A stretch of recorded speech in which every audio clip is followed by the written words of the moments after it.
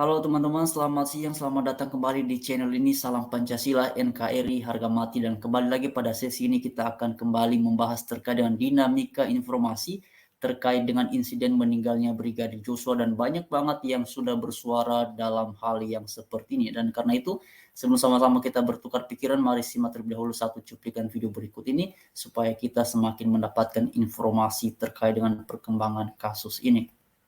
Memang ini belum apa-apa, saudara. Ini belum apa-apa. Ya, ini jadi semakin gelap dibuat oleh pihak kepolisian sendiri, semakin gelap dengan adanya prarekonstruksi yang berfokus hanya dengan pelecehan seksual, bukan daripada hilangnya nyawa seorang Brigadir Joshua. Ini yang membuat rancu. Ya kan, ini membuat rancu, saudara. Nanti begitu diadakan ekshumasi, ya, begitu selesai, pastikan didata, ditulis semua oleh dokter-dokter ahli otopsi yang akan diberikan oleh Bapak Panglima Andika Perkasa. Ya, nanti di situ akan dibuatkan juga laporan-laporan lengkap. Ini akan diadu argumentasi. Tapi sebelum muncul daripada otopsi yang kedua ini, ya saudara, itu justru himbauan diberikan oleh Bapak Susno Duaji, mantan Kabar Eskrim. Panggil dulu dokter pertama yang melakukan otopsi. Ya kan? Bila perlu diberhentikan. Karena apa? Dia membuat sekarang ini menjadi ramai, ini hanya gara-gara hasil daripada otopsi yang pertama. Ya kan, karena kan memang tujuannya supaya jenazah ini tidak diketahui. Ditutup, selesai. Semua orang tertuju pada opini yang dibentuk oleh dokter. Itu aja. Tapi kenyataannya tidak, saudara. Ya, bekas-bekas luka yang ada di jenazah ini dibuka semua, geger. Dan ini, saudara, yang tadi saya bicara tentang kekecewaan kita.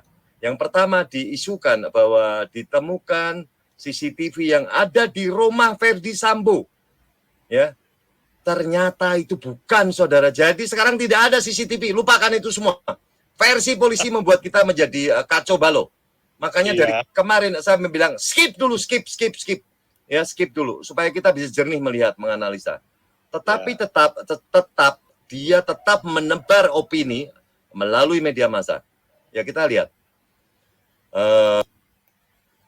Jadi artinya diduga, kalau tidak sesuai dengan prosedur, berarti diduga bahwa itu dilakukan hanya mencocokkan korban, kondisi korban dengan skenario. Seperti itu. Dan setelah saya mempelajari penjelasan dari Pak Susno Duaji atau salah satulah scientific crime investigation.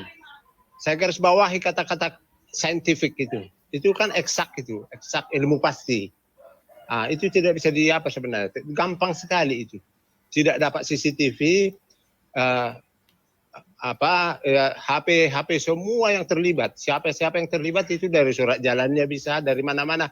Itu tidak usah diajari polisi sebenarnya. Itu sudah luar kepala semua, itu dalam waktu 1 hari bisa terungkap ini.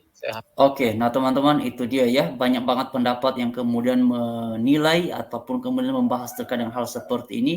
Dan mari kita lihat teman-teman, memang beberapa waktu yang lalu ini pihak dari keluarga ya, autopsi. Mari kita lihat dulu teman-teman, autopsi Brigadir ya. Ini dia seperti yang kalian semua perhatikan di layar.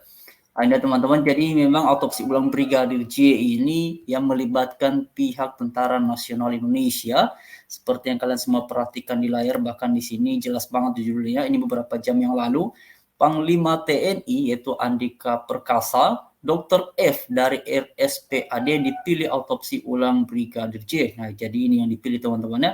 Jelang autopsi ulang jenazah Brigadir J, Jenderal Andika sampaikan pesan ke dokter forensik TNI. Nah, ini ya, ini beberapa jam yang lalu dokter forensik TNI ikut autopsi ulang Brigadir J. Pesan Jenderal Andika dalam. Nah, ini dia teman-teman ya. Jadi memang ini luar biasa sekali sampai pada akhirnya pihak eksternal autopsi ulang ini.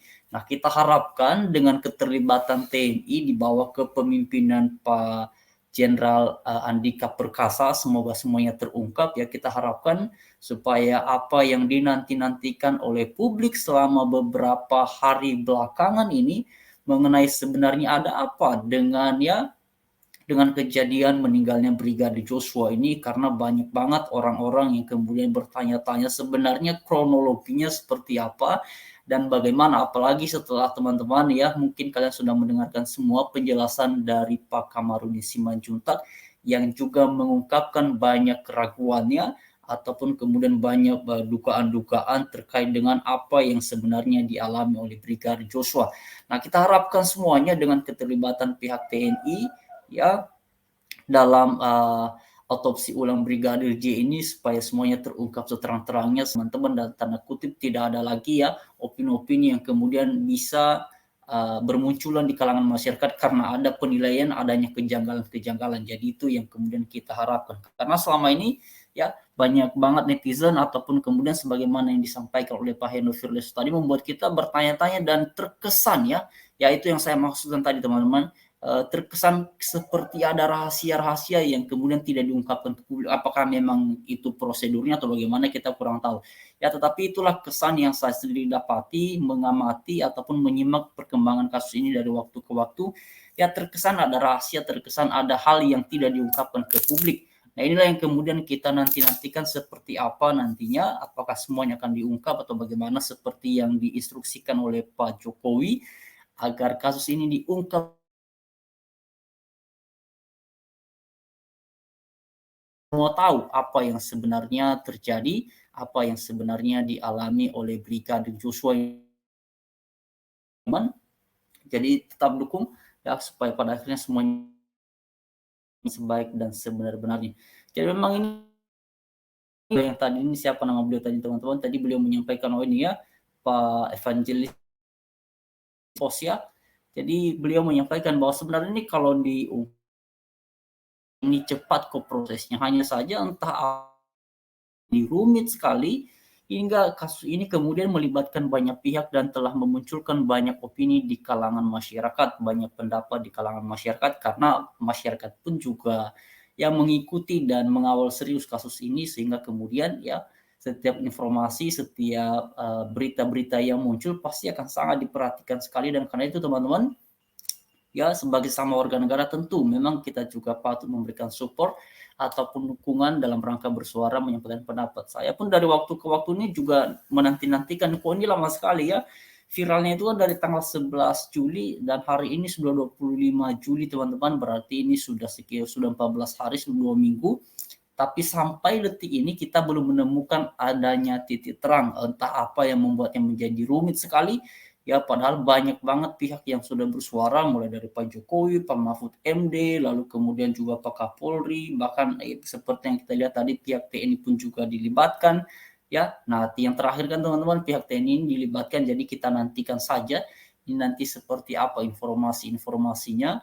Ya, bagaimana ini akan diungkap, kita tunggu saja semua hasil. Semoga semuanya berjalan dengan baik, berjalan dengan lancar. Semoga dengan adanya pihak eksternal yang terlibat, semoga kemudian membuat masyarakat lebih meyakini hasil dari otopsi ulang ini. Jadi itu yang kita harapkan semua teman-teman. Jadi kita dukung saja proses ataupun upaya-upaya hukum yang dilakukan, ditempuh oleh pihak keluarga bersama dengan tim kuasa hukum, yaitu Pak Kamarudin Simanjuntak dan tim, supaya semuanya terungkap. Dan semoga juga keluarga yang ditinggalkan, semoga senantiasa berharap bahwa Tuhan yang kiranya yang menolong dan memberikan pertolongan tepat pada waktunya untuk mengungkap kebenaran di balik semuanya ini. Terima kasih kepada teman-teman semua yang sudah mendoakan, yang sudah mensupport baik di media sosial maupun kemudian melalui komentar-komentar ya. Itu luar biasa sekali. Mari terus bergandengan tangan sebagai warga negara untuk bersama-sama mengawal dan kemudian memantau perkembangan informasi dari kasus ini supaya kebenaranlah yang terungkap.